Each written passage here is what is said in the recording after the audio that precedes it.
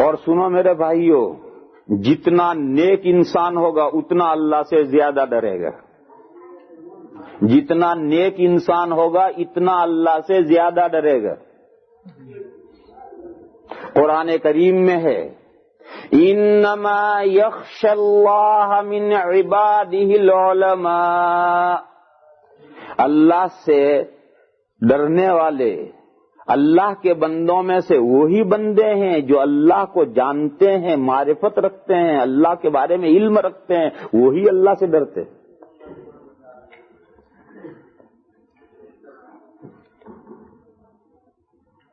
قرآن کریم میں ہے متقی اور پرہیزگاروں کے احوال میں کہ وہ رات بھر نماز پڑھتے ہیں، تہجد پڑھتے ہیں، رات کا بڑا حصہ تہجد پڑھتے ہیں، اور جب صبح فجر کی اذان ہو جاتی ہے اور تہجد بند تو ہاتھ اٹھاتے ہیں اور اللہ سے استغفار کرتے ہیں، گناہ کی معافی مانگتے ہیں کہ خدایا ہم نے یہ رات بھر تیرے سامنے عبادت کی، اللہ جانے تیرا حق ادا ہوا یا نہیں ہوا، اگر تیرا حق ادا نہ کر سکے ہم تو ہمیں معاف فرما. وَبِالْأَسْحَارِ هُمْ يَسْتَغْفِرُونَ. متقی وہ ہیں کہ رات بھر نماز پڑھتے ہیں اور صبح کے وقت میں اللہ سے معافیاں مانگتے ہیں. اور لے لو بھائیو مثال، سب سے بڑا انسان کون؟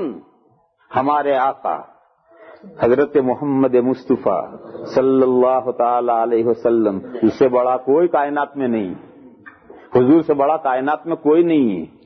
میں حضور کا ایک قصہ سناؤں، حدیث شریف سناؤں. ایک مرتبہ 3 صحابہ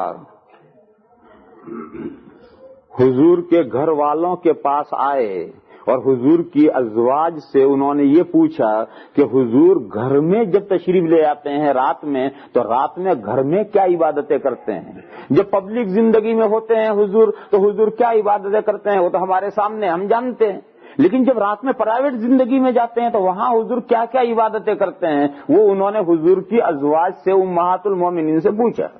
تو حضور کی بیویوں نے بتلایا کہ حضور رات میں اتنی نفلیں پڑھتے ہیں، یہ کرتے ہیں، وہ کرتے ہیں، وہ کرتے ہیں.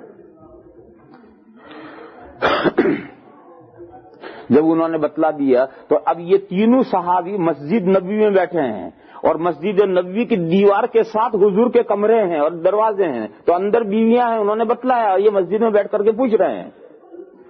جب ازواج مطہرات نے بتلا دیا تو یہ 3 آپس میں باتیں کر رہے ہیں.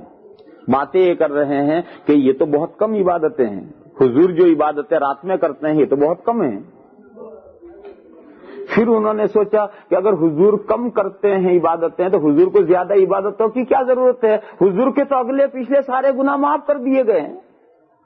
یہ جو تھوڑی سی عبادتیں حضور کرتے ہیں یہ بھی بہت ہیں، حضور کے لیے تو بہت ہیں، ہمارے لیے اتنی کافی نہیں، ہم تو گنہگار بندے ہیں. لہذا ہمیں اتنی عبادتوں پر اکتفا نہیں کرنی چاہیے.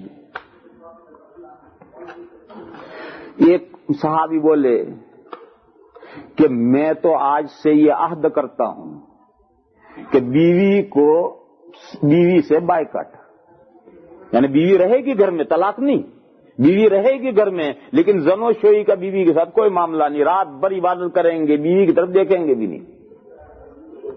ایک نے یہ عہد و پیمان کیا، ایک نے یہ عہد و پیمان کیا کہ میں رات بھر نفلیں پڑھوں گا، سوؤں گا ہی نہیں. ایک نے یہ عہد و پیمان کیا کہ میں دن ہمیشہ روزے رکھوں گا، کوئی روزہ چھوڑوں گا ہی نہیں، پوری زندگی روزے. یہ سب مسجد میں بیٹھ کے انہوں نے آپس میں معاہدے کیے. انہیں یہ پتا نہیں کہ گھر میں حضور کی بیویاں سن رہی ہیں، یہ تو خیال ہی نہیں گیا انہیں. اور انہوں نے یہ مسجد میں بیٹھ کر باتیں کی، مگر اندر ازواج مطہرات نے ان کی سب باتیں سنی. خیر یہ تو معاہدے کر کے چلے گئے. حضور گھر تشریف لائے تو حضور کی ازواج نے حضور کو یہ پوری رپورٹ سنائی کہ فلاں فلاں فلاں 3 آدمی آئے تھے اور انہوں نے آپ کی گھر کے اندر کی عبادتیں پوچھی، ہم نے بیان کی تو اسے انہوں نے بہت کم سمجھا اور انہوں نے یہ معاہدے کیے ہیں، فلاں نے تو یہ معاہدہ کیا ہے، فلاں نے یہ اور فلاں نے یہ. ساری رپورٹ حضور کو انہوں نے بتا دی. حضور فوراً اٹھے اور وہ جو 3 تھے ان میں سے وہ صحابی جنہوں نے یہ کہا تھا کہ میں تو آج سے بیوی سے بائیکاٹ میرا، وہ صحابی حضور کے بچپن کے دوست تھے. اور حضور کے رضائی بھائی تھے، یعنی حضور نے جس کا دودھ پیا ہے انہوں نے بھی اسی کا دودھ پیا تھا. ان کا نام ہے حضرت عثمان ابن مظعون رضی اللہ تعالیٰ عنہ، اور حضور سے عمر میں بالکل یہ برابر عمر تھی، شاید 6 مہینے یہ چھوٹے یا یہ بڑے چھوٹے، 6 مہینے کے چھوٹے بڑے تھے، بالکل ہم عمر، اور بچپن سے دونوں حضور اور وہ دوست تھے. اور وہ جو دوسرے 2 صحابی تھے وہ چھوٹی عمروں کے تھے. تو حضور ان 2 کے یہاں نہیں گئے، یہ جو دوست تھے اور جو حضور کے رضائی بھائی تھے، حضور سیدھے ان کے گھر تشریف لے گئے، اور گھر پر تشریف لے جا کر کے دہلی پر، دروازے پر، چوکھٹ پر، دونوں اوپر سے دہلی چوکھٹ یوں پکڑ کر دروازے پر حضور کھڑے ہوئے، اندر نہیں گئے. اور حضور نے وہیں کھڑے کھڑے بات کی اور یہ کہا کہ عثمان تم کیا معاہدے کر کے آئے ہو؟ تو انہوں نے بتایا کہ یا رسول اللہ میں نے ایسا کیا ہے معاہدہ. حضور نے فرمایا دیکھو انی اخشاکم للہ وعالمکم باللہ، میں تم سب سے اللہ سے زیادہ ڈرتا ہوں. مجھے یہ جملہ سنانا تھا حضور کا. حضور نے فرمایا کہ میں تم سب سے اللہ سے زیادہ ڈرتا ہوں اور میں تم سب سے اللہ کو زیادہ جانتا ہوں، مگر میں سوتا بھی ہوں، بیویوں سے ملتا بھی ہوں، نمازیں رات کے اندر تہجد نماز بھی پڑھتا ہوں، پروردگار کا بھی حق ادا کرتا ہوں، بیویوں کا بھی حق ادا کرتا ہوں، سوتا ہوں یعنی نفس کا بھی حق ادا کرتا ہوں. اور یہ تم نے کیا کیا ہے؟ حضور نے فرمایا کہ میری زندگی یہ ہے کہ میں رات میں سوتا بھی ہوں، اپنے نفس کا بھی حق ادا کرتا ہوں، بیویوں سے بھی ملتا ہوں، گھر کی بیوی کا بھی حق ادا کرتا ہوں، اور رات میں اٹھ کر کے تہجد بھی پڑھتا ہوں، پروردگار کا بھی حق ادا کرتا ہوں. ومن رغب عن سنتی فلیس منی.